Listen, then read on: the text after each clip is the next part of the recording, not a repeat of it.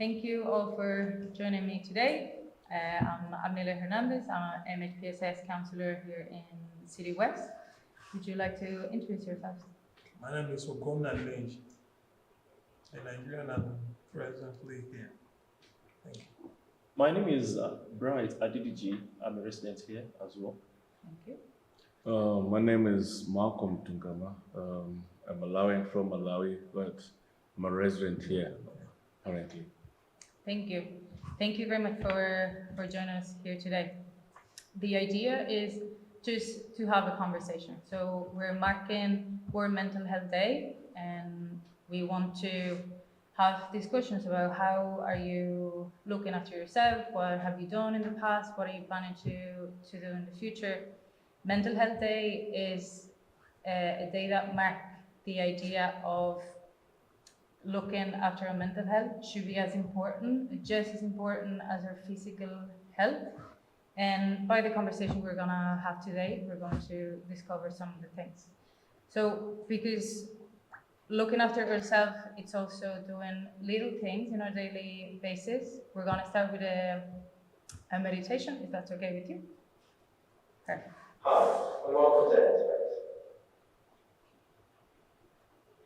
So no matter what's going on in your life right now, no matter how many thoughts are racing around your mind, no matter how the body's moving, just take a moment to sit down and take a big deep breath, breathing in through the nose and out through the mouth.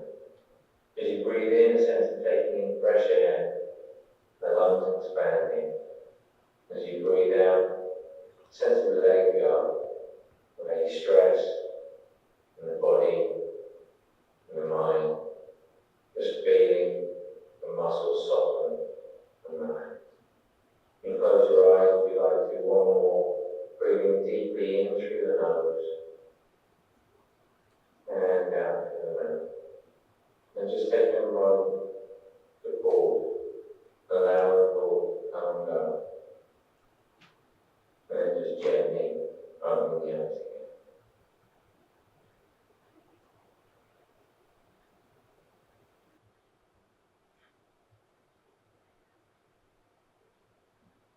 Thank you. Thank you for participating. How are you feeling after this short meditation? Good? Because it's a night thing, and it always reminds us that it doesn't matter how small or how big these things, they do have a real effect in our bodies and in our minds. So can I ask you, so let's start. When I told you at the beginning that mental health should be just as important as physical health, how does that mean to you? What that mean to you? Well, when we are talking about mental health, it's just like talking of a cup that used to drink water. The cup is clean outside and inside is not clean. The inside representing the mental health. So both the outside and inside of the cup you want to use to drink water should be clean. The same way the mental health, both internally and physical health should balance up. Thank you. As a matter of fact, over time, I didn't really, pay much attention to mental health. Most of us, we are busy hustling about life, the way forward life. But you see, mental health is very, very, very important in our daily life, and that is what I've come to realize.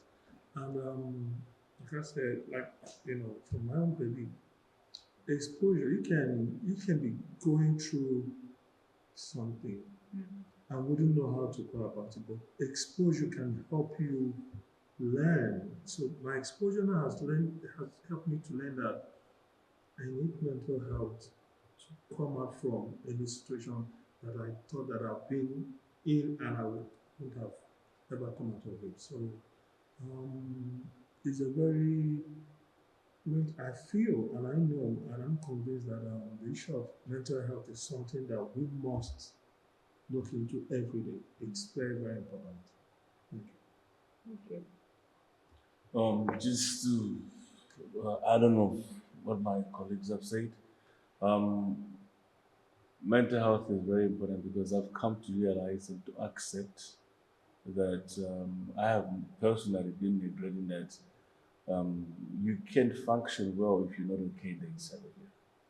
Because whatever you're feeling in the inside of you mentally may affect any other action that comes about in your day-to-day business and whatever you're supposed to get engaged in. If you wake up that morning and you are mentally fine and well and you're not um, meditating or stressed about something that is bothering you, you're able to go about your day peacefully and achieve whatever goal that you're supposed to achieve in that day. But if you're obstructed with in your mental health, you cannot perform accordingly. So basically, I've been around neglecting and not understanding that mental health is very important because if you pay attention to your mental being, then you're paying attention to your whole self as a human being. Thank you very much. Absolutely. Yeah. And that's the thing. And I'm very happy that you got to that realization, because we're always being taught how, if there's something physical happening, yeah, we go to the doctor. It's a very quick thing. I broke a leg. Absolutely, you go straight. But then when it comes to mental health, it's always a bit harder, isn't it, to have that first step that would take us to look for support, talk to someone, or even on our own, to start and being more aware of what's happening. So absolutely, I absolutely agree with you. And it comes to, so we're talking about mental health, but if I ask you then, what does feeling well means to you?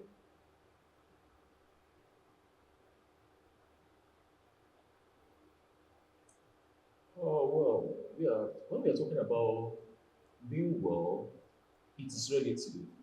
For example, a man of 70 years, no matter how well he is, participating in 100 meters race will be somehow for him. But relatively, when we are talking about uh, being well, it has to do with physical health, mental health, mind, and all facets of life that's called human. Hmm. I would like that. Thank you. Yeah, I've come to realize that you can't have it all. You can never be well completely, but it's a decision you can take on your own to be well, to look at the bright side of life, approach the principles, that you feel that can make you feel happy. The most important thing for me is to make sure I'm always happy, no matter the challenges you've passed through in life. Being well has to be, it shouldn't be negotiable. Hmm. It should be a daily part of life for you to be happy. You need to be well, you need to be positive about life. That's the way I look at it.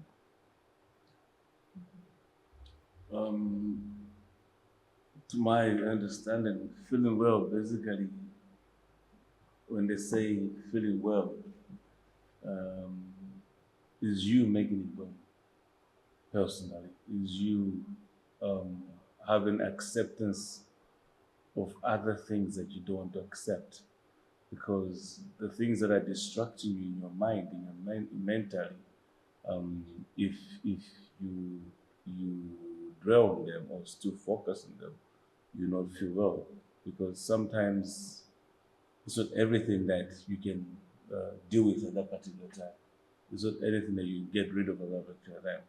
But if you accept it and have a deep acceptance about your circumstance or your situation, and then that's when you begin to feel well in that present situation or circumstance that you're in at that particular time. Of course. And like it makes it what you were saying, because it's true that, it's a whole, it's a physical, it's a mental, there's so many. And Ugona, you were saying how we can have it all, but it links with the acceptance, isn't it? Acceptance, yeah. Of sometimes we have to give up certain things, moving to a different country, changing everything that we've done to increase another area. But at the same time, that also makes you feel happy, makes you feel well in your own personal decision, isn't it? You're right. Of course. So I'm gonna ask you to do an exercise, okay? So I want you to grab as many colors, or if you don't want colors and you want pen and pencil, that's absolutely fine. So I want you to think about when you were back home, okay? Well-being, feeling well. I want you to use colors, shapes, signs, pictures, whatever you want, words, whatever it is. That back then, when you were home, feeling well, well-being. How can you put that into the papers? Yeah. So Perfect. how can we interpret it in a picture, Uh-huh. in an image? Wow. Difficult. It can be a word. It can be. So I'll give you a minute.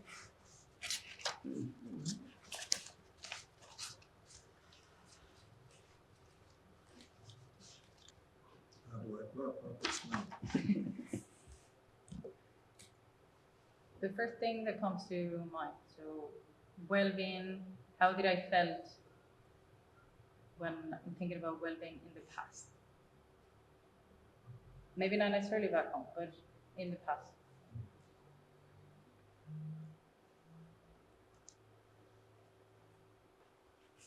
Okay. Perfect. So let's put it on the side, and now let's take another paper. Yep, you can leave it there first. Yep. Like this? Yeah. We're gonna Put it use it in aside? a minute. Okay. So then take another paper, and then the same question, but right now. So if I'm telling you that you need to represent with colors, words, shapes, images, whatever it is, how does it feel well for you right now? How does it feel? So if you want to represent well-being or you feeling well in the moment present, like right now, because we were talking, the first was in the past, so now we want to see it here in Ireland. So how does your well-being be represented in Ireland? Again, don't worry, about being perfect or. Okay.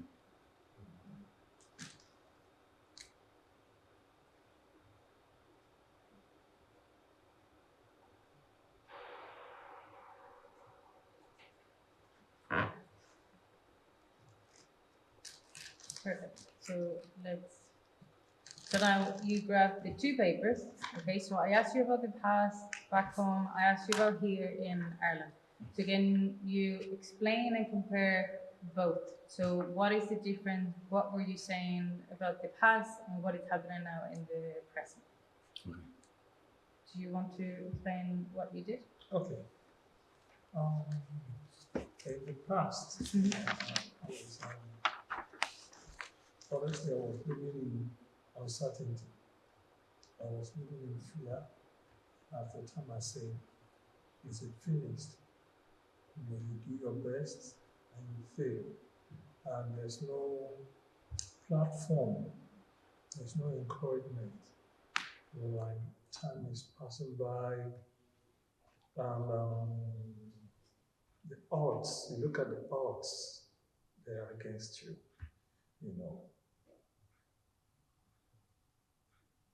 The only thing that kept me going was hope.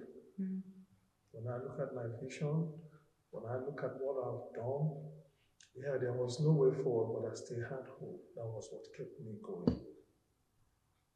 And now in Ireland,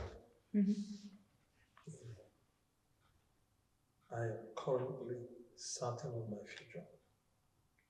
When I wake up in the morning, when I sleep, at times I sleep and I'll be smiling in my sleep because I look at the future, I look at tomorrow, and I guarantee you that I'm perfectly happy and certain that I'm succeeding. So if you look at these two scenarios, you can see that my mental health have really improved and changed. And also I've started seeing things from different dimensions and perspectives. I can say now that I'm one of the luckiest human beings on earth because I'm sure of the future. Because each action I bring out today, I am certain of the reaction I'm certain of the result. You know, Ireland has given me a platform to showcase the gift I have inside. I didn't have that opportunity. So my mental health now it's very beautiful. That's what I can say. I'm happy to hear that. Right, do you Ah, want to? yeah. Personally, I prioritize family. That is why everywhere I am, I talk much more about my family, starting from my wife and my children. Back home, we have good food with family members, peace of mind, less worries and anxiety. Then I like to be in a humorous environment. I laugh a lot. Then with the family, the bonding with the family is something I prioritize. Though along the line, it was cut short. So I have to flee for my life.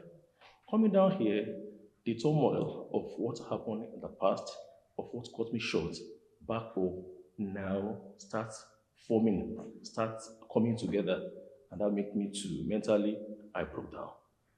And the physical aspect, it was fine, very fantastic. More than that on back home, because the medication and every other thing, fantastic. But healing starts from the mind, from the subconscious mind, then down to the outside world. So if you are being treated physically and not treated internally, to still be a kind of issue. Well, I have to thank the counselors here and the friends here. They try as much as possible to appeal to my subconscious mind so as to see reasons to keep on living and to entertain well-being, which have been very, very helpful. Though, I still remember home. That's my primary life. So despite the fact that I've not heard from my family for months, I still keep on having a ring every day, still have a kind of reflection about how we were together. At least that one used to bring smiles to my lips. Thank you. Thank you. Welcome. Um, a reflection of how it was when we went to back home, and a reflection of here in Ireland. Um, Me too, family has always and always be everything to me. When you have your family, they're the ones that keep you going. I'll speak of my life. Basically, I've had two women in my life that have always been a motivating factor for my life. And when they say women are the most strongest and strong being and powerful beings on the earth, I'm one of the people that believes in that. Before my mother passed, she was the biggest motivation in my life, the biggest family in the ever empire I ever knew. When I met my wife, it's the same thing. She's the biggest motivation of you. Everything was fine, everything else was going okay. Very unfortunate or fortunate, um, I got myself involved or in what I was supposed. Maybe I say I was involved, but I was doing the right thing, and I had to flee for my life. So I had to get away from everything. I left my wife, and she was heavily pregnant. I couldn't get on with her. I have a baby now, I have a son now that I've never even got to meet physically. I wish I would meet him physically. Family and friends, and the origin, the sense of belonging. That's I fit it in the community, fit it in everywhere because that's where my day-to-day life was. My upbringing was, everything was done in that surrounding and environment that I had. So when I arrived here, I had to struggle with denial,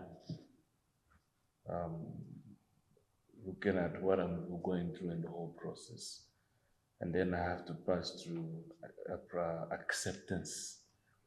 And then I have to learn how to be patient because the process is a process. It's a system, how it goes and everything. There's no shortcut about it. You just have to sit there And while I'm learning to be patient, I have to learn to go to adaptation. Now I have to adapt to the environment. I have to adapt to the weather, adapt to the new food, adapt to everything that is going on because life here is not the same as life used to be. Um, Now I'm at the point where I'm trying to process, or I'm in the process of hope, hoping for the best, hoping for the good outcome, hoping for someday in a new day that life will become better again, maybe better than it used to be before. And when I say life will become better, to me it means the day I get to reunite with my family because my family is everything. I've been struggling with it, but now, um, as we talked about wellness, my mental health, I just have to accept it, the whole process until things get better. Thank you very much. Yeah. But the truth, you are showing kind of like different stages, isn't it, in your journey? And I think it's very important, to know how resilient you are and how powerful is everything that you just shared. Because obviously back home there was a lot of things, sometimes not necessarily all the time, uncertainty, certainty that we couldn't control. But when you move to a new country, that becomes a bigger thing. Just adapting to a new culture, like you were saying, new food, the process, you don't fully understand what's happening, you have to wait. But it's about the hope, so the things again that you do for yourself that are keeping you going, isn't it? Like that daily realization of, hold on, I know that there are certain things I cannot control. I know I cannot control the process. I know I cannot control certain things around me. But what is it that I can control? And that brings us back to, hold on, I have a lot of control, isn't it, in my life? So I'm very happy, and I'm glad that you're moving through that journey. So if you allow me, I'm just gonna share. This is a quote from a research made for the Migrant Network. And this was an international applicant that said, I think it's great to have someone to talk about what I'm going through. I think a lot of men think this will bruise their masculinity. How do you feel when you hear this regarding men? Okay, but I don't know what the culture is like basically, but I believe it's everywhere. We have grown up to be taught that men don't cry. You don't have to cry. A man is a man. You just have to be tough and never cry or shed a tear. But I've come to discover that that was a wrong perspective and a wrong upbringing. Because when we cry, I've begun to say, when you cry, that's when your healing begins from.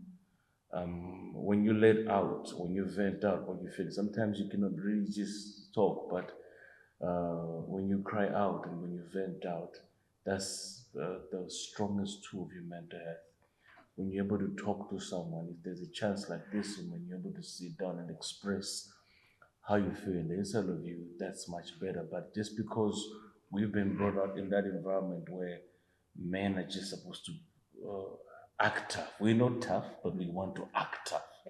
So acting tough and being tough are two different things, because acting tough is you avoiding and facing the reality head on and face on. But being tough is when you face it, you accept the pain that comes with it, you accept the hurt that comes with it, you accept every emotional reaction that comes with that type of situation that you face it at that particular time. So that's being tough. When you face it head on and you come over it and later you overcome it, now you're being tough. So that's my understanding, because we've been brought up in that kind of idea that we have to act tough and not be tough. Yeah. Well, personally, traditional masculinity norms, it should be eradicated. Because the society I came from, just like my other colleague have said, it's frowned on men that look helpless, no matter the pains you are passing through. That is the reason if you see some houses, the men, the head are gone. You can count like 10, 15, 20. It's only the women that you see taking care of the children, enjoying the fruits the man put in places for years. It's only the women that are reaping it with the children. Because men, in order to break the masculinity, I'm a man, and keep on going. They will only be crying in silence, but before everyone, they act up to be man. Be a man, be a man. They pretend to be one, but in silence, they are suffering. No matter the injury they sustain, they will never show it openly. So I believe there should be a kind of forum that will encourage them so that they too can open up, weep as much as they can, so that it can be lifted up and can be helped. Well, like how tell people that come across me, I am wired differently. Okay, I see things from, yeah, whatever the assumptions and postulations are all right. That's the norm when we were growing up. But like I said, I'm wired differently. I see things from different angles, different perspective, and no matter the situation, I look at the positive side of life. If you can remember the first section we had with you here, one of our brothers, they were talking about violence and attack and your reaction. I said, me, look at the way I look at life. I won't give you opportunity to do so thing to me. I wouldn't give you an opportunity for us to start exchanging words. That when I was growing up, I had a very horrible experience because of my lifestyle and social status. And it it ate me up. But that's something God has given me. And I invented it. I call it shock absorbing mechanism. Okay, the worst has happened. So what next? And I start thinking, oh, by the time you know it, an idea will come up and I start looking at the positive side of it. And it has kept me going. So probably because of my field, I studied sociology. I know how to relate with man. I know how to relate with the society. I look at the positive side of life. And another thing, it's very important for us to, have friends, family. Family shouldn't be siblings. It must not be siblings and people you can look up to, people that you can talk to. Let me tell you, one of the best things that that is happening to us is IOM. One of the best things, it should be the best thing that happened to us. I love citing an example. For instance, the last session we had,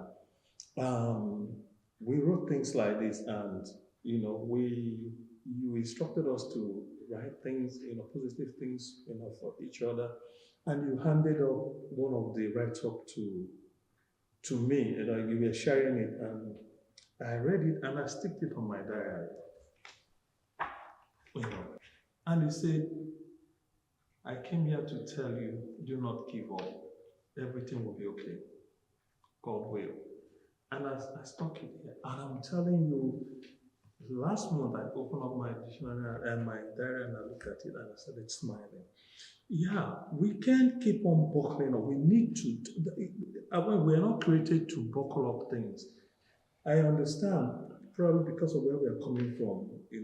You think of what people are going to say, society reaction, and we've lost a lot of people in that. But opening up, talking to people, it. It gives you this freedom. We shouldn't because I'm a man. You can't just die because you're a man. We need people to talk to. We need friends and family. We need people that we can trust. And that was why I say one of the best things, United Nations did for us is you guys. Yeah. I might not have had a relationship with everybody, but as a social psychologist and as a participant observer, when I was here, when I move around, I see people most times they can come to Madam's table, some Miriam, some you, some that wouldn't have access to the big boss, but there are people here, people feel comfortable talking to. And I'm telling you, a minute or 2 minutes bearing of their problem or challenges of their frustration, it can save a life. It can bring back joy and hope. So man shouldn't live alone. We need one another. We need people that we can talk to. We need counselors, Like I always say, I have a principle. I said, every day of my life, I must impact somebody in words, deed, or action. And most times I'm walking on the way and when I quick people, they don't respond, I laugh and I just want to be happy because I've been through a lot and I know the mechanism that helped me to be where I am today. So the concept of we are human beings. You can't just, whatever. I've been here like less than 5 months and I'm telling you what has happened to my life. You will not believe the testimony because I've been able to talk to people, because I've been able to relate. I don't want to, because I'm a man or because I'm a human being, and when I have challenges or when I need help, I populate up. No, I should be able to say, my brother, this is what I'm passing through. And I should be able to trust you, my brother, my sister. When I'm saying this is when I'm telling you my challenges, be able to have my back. So it keeps us going and it saves lives. So the concept of not being scared or trying to buckle up challenges because you are so and so gender, it's not, it shouldn't be obtainable in this century. Thank you very much.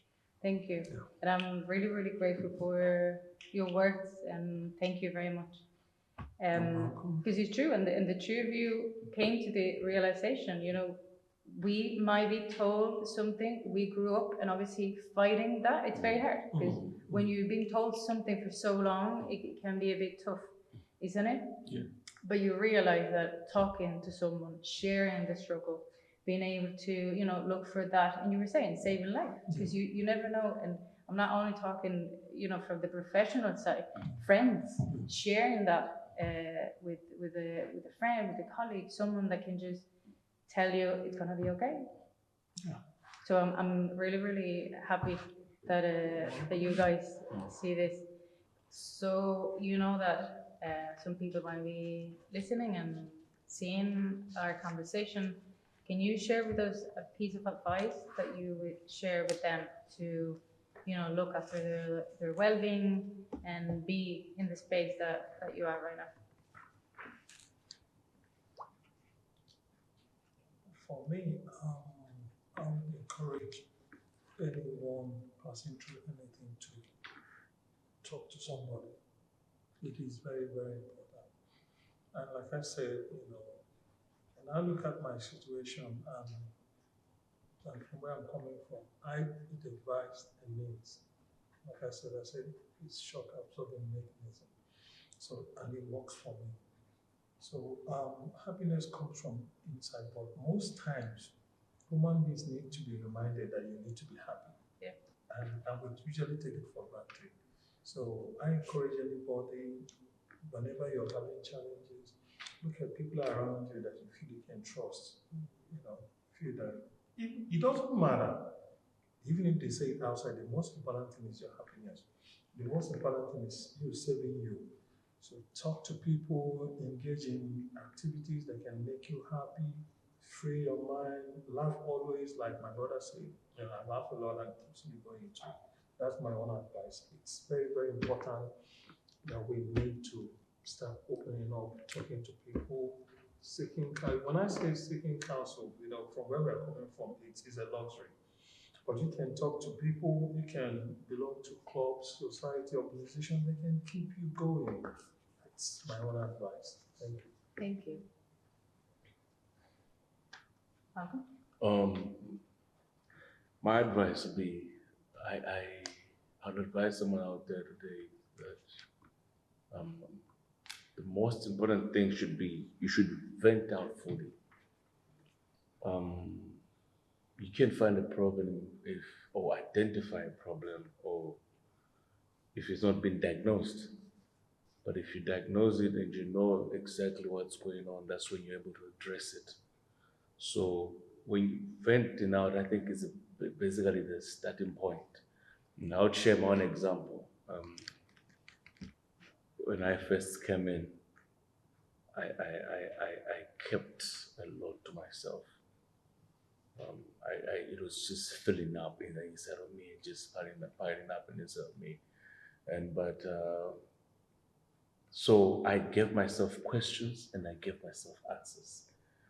Answers that I felt were right and were okay. I accused myself and I gave myself answers to it. I blamed myself for everything. Um, I saw no good in me no more. But when I came across, I had the opportunity to come across this a luxury, because where we come from is called like it's a luxury. At the IOM, where we were able to vent out, and I started talking. We started talking. I started talking to you. When I vented out, you were able to show me to say, okay, so you accuse yourself for this, you blame yourself for this, but this is not it, what it is. There's another positive side for it. Why don't you look at this? Why don't you look at that? And then that's when I began to realize that, okay, no matter the circumstance and the situation that I am in right now, but there's a greater good in it. There's still better. There's too much positivity in it. The other question that I always ask myself and always ask someone listening to me now is, if you give up, then who's gonna do it? Because there's somebody else that's looking up to you to make things right. You might say nobody's looking at me now, but no one else looking at me now. But I want to tell somebody that if you overcome this, which you're going through now, one day your story will be told. You'll be able to encourage other people that are coming behind you. You'll be a story told, not just a storyteller only, but a story told through the history that comes out of you and what you have overcome and what you've fought and the moment of obstacle in life right now. So you're basically the one that creates the way, because every obstacle that comes in or every challenge with every process, I spoke about the adaptation, the patience, the denial, the acceptance. If you can't overcome that, you're creating a trail, you're creating a way for somebody to pass through it and say, okay, there was such so and so and so. This is their story. Then I can overcome denial. I can get through the process of acceptance. I can learn to have patience. Then I can have the adaptation.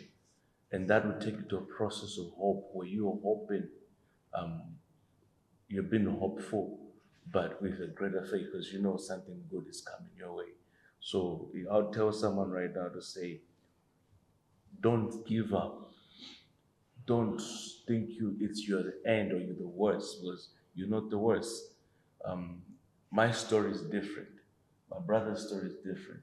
His story is different. I'll tell you that they might be coming from the same country. Maybe forget about me that's coming from Malawi, but they're coming from the same country, but I'll tell you the stories are different. That's when you know that your story is not somebody's story. Your destiny is not somebody's destiny. I've come to discover that the distraction to your destination is just a motivation for your destiny. It's what pushes you ahead. It's what keeps you going. It's what keeps you the zero, because there's no glory without the story, and there's no story without the history that you've made. So you just have to brace up, stay there, and say, "I'm not gonna sit down.